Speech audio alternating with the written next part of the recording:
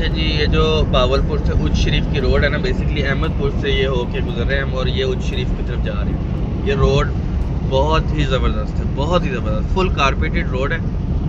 Easily बंदा यहाँ से जा सकता है। आज से कुछ अर्सा पहले तक ये रोड बहुत ही गंदा था, अभी ये रिसेंटली बना है। I think this is the high time, अगर आप लोगों ने उच्च शरीफ विज़िट करना है तो इस रोड के कारपेटेड रहने तक ही इसको विज़िट कर लें। हाँ जी, ये उच्च शरीफ सिटी में हम दाखिल हो चुके हैं। फर्स्ट इम्प्रेशन से तो सिटी जो है ना, वो एक सिटी तो नहीं, मतलब एक छोटा सा ये टाउन लग रहा है। और बेसिकली अगर किसी ने फॉर एग्जांपल अहमदपुर वाली साइड से या इस साइड से मोटरवे को कनेक्ट करना हो तो ये ही सिटी है जहाँ से आप कनेक्ट कर सकते हैं। तो सी पैक है ना, वो बेसिकली उच्च शरीफ से कनेक्ट है। भावलपुर हालांकि बड़ा सिटी है, उससे कनेक्ट नहीं है, और अहमदपुर से भी कनेक्ट नहीं है।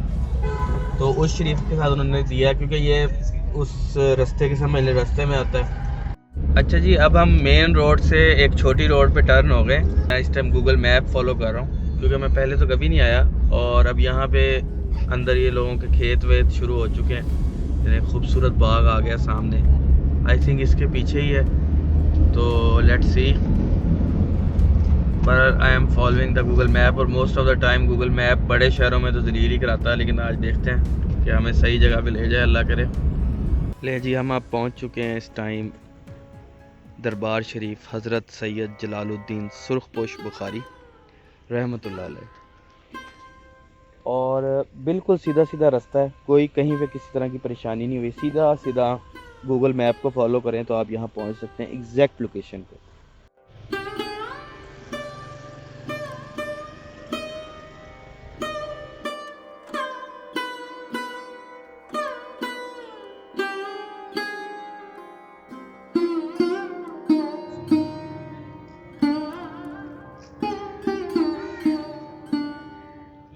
ये रास्ता थोड़ा सा रफ है और हमने अपना काका भी अपने साथ उठाया हुआ है।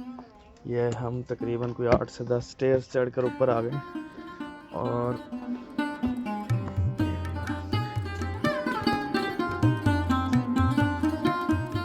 अच्छा जी, अगर आ जाए कि सन 12 हिजरी से लेकर सन 15 हिजरी तक इस्लाम की तबलीग किसी शहर से की गई है तो उस शरीफ उसमें एक नंबर 1 पर आता है। उस शरीफ में हम इस टाइम आए हुए हैं बीबी जेवंदी के मज़ार पर।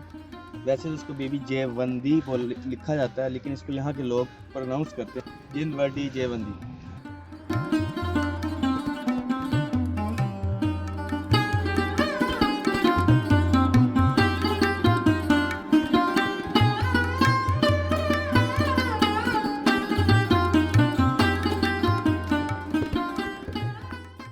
अगर हम देखें तो ये जो नीले कलर का पत्थर इसके अंदर इनग्रेव हुआ हुआ है, ये बहुत ही खूबसूरत लग रहा है। और 700-800 साल गुजरने के बावजूद ऐसा नहीं लग रहा कि इसके कलर में कहीं भी कुछ डिफरेंस आया है। जी, आज से 100 साल पहले तकरीबन, जो मेरे यहाँ पे लोकल्स से पता चला है मुझे, तो वो ये बता रहे हैं कि आज से 100 साल पहले यहाँ पे एक बड़ा हैवी फ्लड आया था, जिसकी वजह से ये जो मज़ार हैं डिफरेंट, ये आधे आधे हो चुके हैं।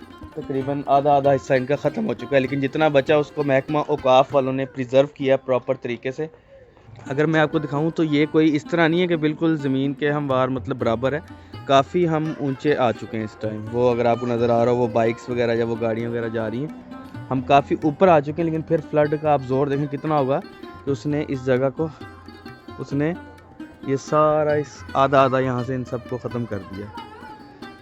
बहरहाल जो हाफ बचा है उसकी आप खूबसूरती आपके सामने, बहुत ही ज़्यादा खूबसूरत है, बहुत ही ज़्यादा।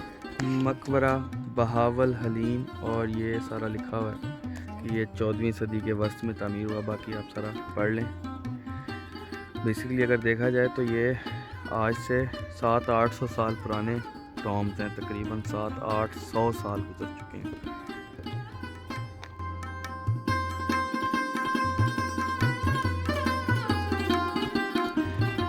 ये है जी टॉम्ब ऑफ बीबी जेवंदी, मकबरा बीबी जेवंदी।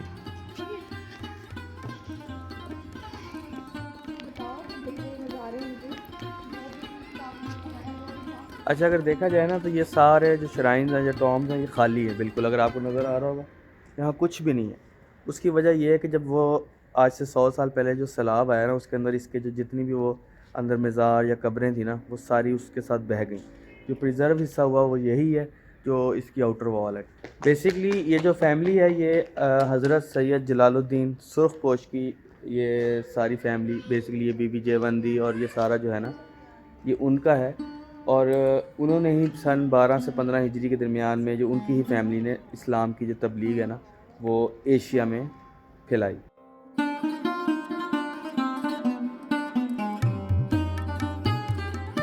हम इस टाइम आ चुके हैं द श्राइन ऑफ हज़रत जलालुद्दीन सुर्खपोश पे। वो श्राइन है और ये मस्जिद बनी हुई है।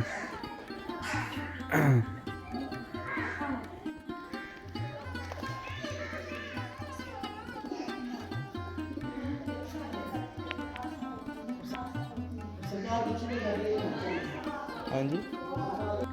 अच्छा, ये वीडियो थोड़ी अनयूजुअल तरीके से स्टॉप हुई यहाँ पे। मैंने यहाँ पे रिकॉर्डिंग रोक दी थी उस दिन। इसके पीछे एक बड़ी सैड स्टोरी है जो मैं आप लोगों के साथ शेयर करना चाहता हूँ और मैं चाहता हूँ कि आप लोग भी इस चीज़ से बचें जितना हो सकता है। अच्छा, होता कुछ ऐसे जो आपने अभी आवाज़ सुनी, इधर एक बंदा मुझे बुलाता है अपने पास और एक रूम दिखाता है और कहता है कि भाई यहाँ पे ये बुज़ुर्ग आए, इन्होंने ये यहाँ पे नमाज़ें पढ़ी, नवाफिल पढ़े, तो कुछ अपनी तरफ से आप दें, सदका दें, या वो क्या होता है नजराना दें। तो खैर मैं भी सोचता हूँ कि अच्छा यार चलो, मतलब एक बंदा है यहाँ पे, ये मज़ार की इतनी देखभाल होती है, मैं अपने एंड से कुछ जितना डाल सकता हूँ मैं 500 रुपीज़ निकालता हूँ और उसको दे देता हूँ। वो बंदा देखता है कि यार इस बंदे ने तो, मुझे नहीं आइडिया, मैंने तो अपनी तरफ से जो मेरे पास उस टाइम, एक्चुअली मेरे पास खुले पैसे भी नहीं थे उतने, मतलब 500 वाले ही नोट थे, तो मैं 500 निकाल के उसको पकड़ा देता हूँ। और वो बंदा मुझे कहता है कि इधर एक और चीज़ तुम्हें दिखाऊँ। अच्छा, वहाँ तक भी मुझे अंदाज़ा नहीं होता। मैं सोचता हूँ कि यार अच्छा ये बंदा मुझे ना शायद कुछ अब कोई और रूम दिखाने लगा है या कोई और चीज़ दिखाने लगा है जो इस मस्जिद के बारे में मशहूर होगी। तो वो मुझे एक और रूम में ले जाता है और रोने लग जाता है ज़ोर ज़ोर से। कहता है कि ये मैं सैयद हूँ, मैं ये हूँ, मैं वो हूँ, और इसके अंदर अपना मैं उसे नजराना डाल दो। मैं उससे कहता हूँ कि यार मैंने आपको पैसे वहाँ दे तो दिए हैं। वो मतलब ऐसे बुज़ुर्ग होते हैं, बाबा जी हैं, और वो बिल्कुल ऐसे हो जाता है कि समझ लो मेरे पाँव तक आ जाता है कि भाई दे दो, ऐसे रुलाओ ना, ऐसे ना करो। खैर मैं 500 और निकालता हूँ, उसको दे देता हूँ। वहाँ से मैं मुड़ने लगता हूँ, एक लंगड़ा सा बंदा होता है, पता नहीं वो भी लूला लंगड़ा था या नहीं था, बहरहाल वो हैंडीकैप होता है, और वो आके मुझे कहता है कि भाई मैं इधर का पता नहीं क्या हूँ, कौन सा देखभाल करता हूँ, मुझे पैसे। तो मैं उसे कहता हूँ कि यार मैंने पैसे वहाँ भी दे दिए, यहाँ भी दे दिए, अब किस चीज़ के पैसे। खैर वो भी इतना ड्रामा करता है कि अब मैं एक सेंसिबल बंदा हूँ, मतलब कि कोई ऐसा नहीं कुछ दूध पीता बच्चा हूँ, लेकिन मुझे वो इस तरह का ड्रामा क्रिएट कर देते हैं वो सारे मिल के उधर, कि मैं 500 उसको भी दे देता हूँ। वहाँ से मैं बाहर निकलता हूँ, बेगम बच्चे बैठे होते हैं और उनको मैं कहता हूँ कि भाई इस तरह हुआ वाक़या। तो बेगम मेरी को थोड़ा आइडिया होता है इन जगहों का, उसको आइडिया है, मतलब कि वो गई है इन दो चार मज़ारों पे, तो उसको आइडिया, मैं कभी गया नहीं था। तो मुझे कहती कि आपने 500 क्यों दे दिया। मैंने कहा मेरे पास खुले ही नहीं थे। उसने कहा ये तो लोग 10-20 रुपये देते हैं इनको, और इसलिए उसने आपके पास पैसे देखे ना तो वो ऐसे हो गया।